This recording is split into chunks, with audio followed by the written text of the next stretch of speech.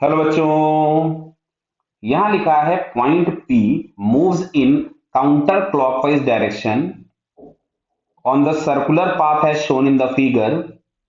The movement of point P is such that it swept a length s is equals to t cube plus 5. मैं यहां पहले लिख देता हूं, जो हम लोगों के पास लेंथ स्वेप्ट कर रहा है that is T cube plus 5 बराबर है ये, where S is in meter and t is in second. The radius of the path is 20 meter. The acceleration at point P when it is 2 second is nearly. देखो ध्यान से, पहले हम check करते हैं। अगर वेलोसिटी कांस्टेंट आ गई, मतलब स्पीड जो है वो कांस्टेंट आ गई, वेलोसिटी तो कांस्टेंट होगी नहीं, खैर स्पीड अगर कांस्टेंट आ गई तो टेंजेंशियल एक्सेलरेशन जीरो हो जाएगा, केवल सेंट्रीपिटल होगा। लेकिन अगर स्पीड वेरिएबल हुई तो टेंजेंशियल एक्सेलरेशन भी प्रेजेंट होगा। तो अब अगर मैंने इसको डिफरेंशिएट किया ds अपॉन dt, जिससे हमें मिलेगा v का मैग्नीट्यूड, तो ये हमारे पास आ रहा है 3t² और हमको ये दिख रहा है इज टाइम डिपेंडेंट, तो टेंजेंशियल एक्सेलरेशन भी प्रेजेंट होगा। फिर मैंने किया dv अपॉन dt, तो यहां से हम लोगों को जो एक्सेलरेशन मिला दैट इज टेंजेंशियल, जो कि आ गया 60। क्लियर।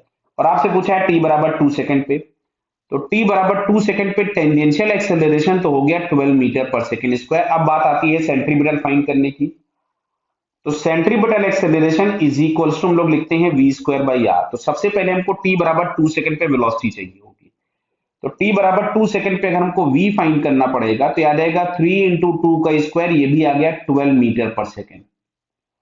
तो v का स्क्वायर करना था, यानी हमारे पास आ गया 12 का square divided by R. R दिया था 20 मीटर, मैंने 20 पुट कर दिया।